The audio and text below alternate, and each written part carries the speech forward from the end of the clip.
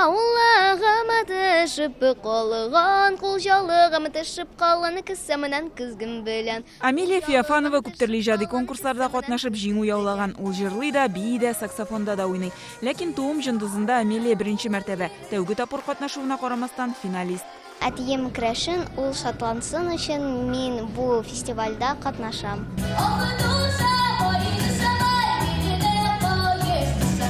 Амелия кебек тәуге тапқыр келушілерді фестивальда даими қатнашушылар да бір сәхнәдә чыгыш ясый. Балалар инде, олар әле кайчаннан әзерләнә башлады инде. Сөйнә барабыз, күрәбез, җырлыйбыз дип. Безнең өчен куаныч, шатлык инде мондый сәхнәләрдә җырлап. Ансамбль белән җырлыйбыз да биебез дә. Бик ошый, мин яратам бу ансамбльдә йөрергә. Саутың курылса, сөйлә салыр. Инде әле мин барам, өйдә күрәбез. Монда Крәшин халкы йолаларын, милли биюләрен, халык җырларын, киемнәрен кадерләп барлыйлар. Фестивальдә үз шикләрен киңәйтә.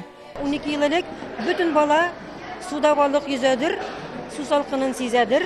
Шул җырны җырлыйлар иде. Бүтән юк иде җырлар. Алар безнең югалып бара иде. Бүгенге көндә безнең репертуарыбыз бик зур. Һәм безнең географиябыз бик киң. Безнең менә бу җиңүчеләр концертына гына 200 бала килде. Ләкин камиллекнең шиге юк. Мәдәният үссен өчен халык аңлы, белемле булырга тиеш. Борынгы музыка кыраларында күтәрергә тырышабыз. Заманчаракта көйләрне үзгәртеп, эстрада белән бәйләп башкару да кирәк.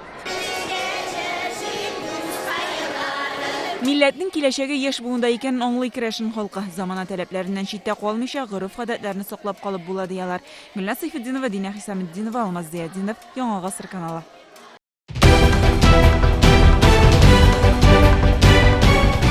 Республиканың барлык төп хәбәрләрен, тапшыруларны һәм фильмнарны иң яхшы сыйфатта ТНВ YouTube каналында карагыз.